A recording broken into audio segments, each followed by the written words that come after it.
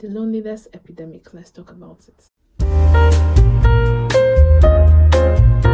The internet was marketed as a global village, and well, in some sense it is, but that global village has left actual villages. Well, I'm being quite extreme there, but I mean, it has left communities in real life very, very scanty. Like, it has been abandoned and deserted because everyone is too focused with being online that they forget to be present in real life. The internet being a global village has isolated every single one of us. And the funny thing is, if you're not chronically online, you're left out from this so-called village. I decided to leave TikTok a long time ago. It's not been so long. It's been like maybe like 6 months. 6 months to a year now. I just realized it's actually been quite a while because I felt my brain, like this brain rot of a thing that they talk about. I felt my brain literally melting, like me waking up and the first thing on my mind being nothing beats a jet to holiday. Anyway, like I had references for almost everything, which was nice. I mean, it was entertaining, but also very much draining because I felt like I was consuming so much that I didn't need. That by the end of the day when I was going to bed, I couldn't sleep, and there were times where I would just be so depressed, and I wouldn't know why. And it's probably because in my time scrolling, I probably saw some depressing stuff. You know, the world right now is going through a lot, like with the wars and everything. Probably saw some dead children. You know, not saying that we shouldn't see that. It's important for people to be aware of things like these, but I think with the intensity at which, or with the frequency at which we are getting this information is too much. Like in those days, you hear bad news or you read about it on the newspaper, and you could actually like reflect, sit down and be like, what are we doing wrong? Why is this happening? Like you could actually effect change because that was the only thing that you were consuming, you know. And not saying that they wouldn't have any other information passed their way during the day, but like that was the main thing. Like sitting down to read a newspaper was like the only form of media that most people had, so they could actually reflect on what they saw.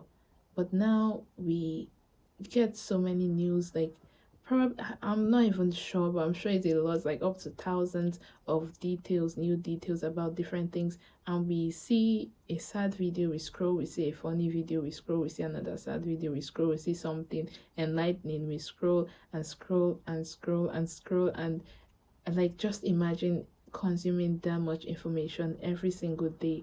Some people even don't sleep at night, they don't sleep on time, so it's not like from morning till night. Some people even go past the night into the midnight and into, well, maybe they sleep by 4 a.m. I'm saying that because that used to be me. Like, yeah, it was that bad. Mostly, honestly, because of the pandemic, and I feel like that's why it's gotten so bad for people, probably because of the pandemic, in a way to connect with other people, to not be so alone. We probably sought community online. But now the pandemic is over and we're left with a loneliness epidemic. And honestly, it's sad to see. I'm guilty because I don't like social interactions at all. Like, I am one of the people, if you put me in a group and I don't know anyone in that group, I am not going to say anything. I'm sorry. So I'm not exempting myself in this. It's just that I also feel like no one knows how to be a friend anymore. Everyone is out to hustle for themselves.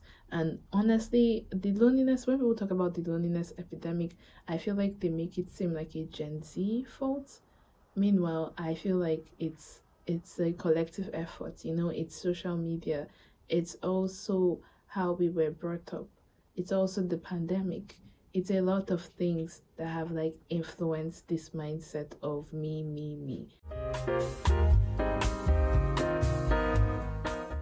I feel like most people are individualists now, and And not even that, society, the way society is right now, if you're not working 24/7 trying to make money, and if your parents are not well off, I'm sorry for you. Like, I don't know how you're going to survive, because you need to be doing one of two things: a side hustle, your main job, online jobs, things that would bring income, because you can't afford to just have one job.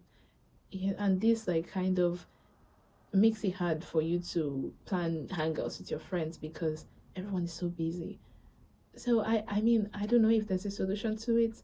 Personally, I am trying to make an effort to make quality friends. So I'm like more of a quality over quantity. I'm not seeking out to make a lot of friends, but I want to make friends that I can be intellectually stimulated by. I want to make friends that I feel comfortable with in my spirit, because it's not just about making friends. I have had experiences or encounters where I try to be someone's friend, but I don't know, it has just never worked out. Like, I don't feel comfortable in my spirit talking to this person, even though they're, I don't know how it works. They're like friendly and everything, but I want to make actual quality friendships. So yeah, and what that might look like might be having different friends in different um fields.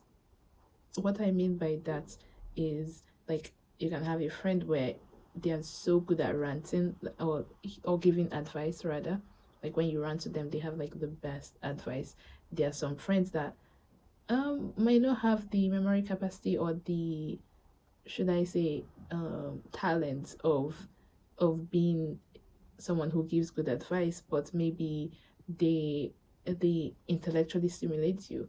You can have a friend who is your ride or die, like, that's your, you can have fun with them. They're the person you call when you want to go to a party. They're the person you call when you're going to a social gathering that you don't feel comfortable going to, but they might not necessarily fit into the other categories. So that might look like that for some people. I know, like, that has been the case for me in the past. It's just interesting to see that I'm not the only one who is like in this loneliness epidemic.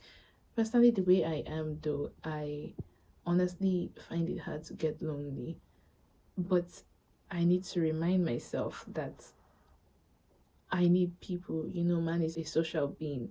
I still need people who I can tell my worries and fears to, honestly. Journaling helps. Yes, we love the journal. I mean, I guess she's the bestie, but I need someone who can speak back to me. I need someone who I can call and be like, "Do you want to go to this place?" and they'll be down for it. And they don't always have to be spontaneous, but like, I can plan a hangout with them. Someone I can go out with, because I don't like going out alone. I don't know why. So things like that. I will still need people. Everyone needs someone. Yeah, I hope we all find our friends, our group, our people. Like how Christina, I don't know who told who. Merida told Christina, "You're my person." Yeah, we all need our people to survive in this life. You're my person. I am. We all need our people. In order to survive the loneliness epidemic. And I think another issue is the loss of thought spaces. There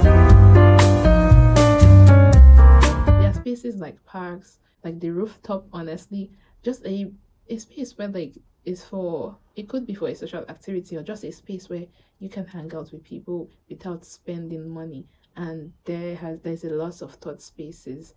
On my Instagram, I have like a highlights that I tag thought spaces, because I feel like it's important for spaces like that to be readily available to people. But these days, everything is commercialized. Everything needs money, and it's unfortunate. I don't know. We need spaces like that. If it takes us creating our thought spaces, like maybe planning, I don't know, having a center where youths come and socialize, that would be nice.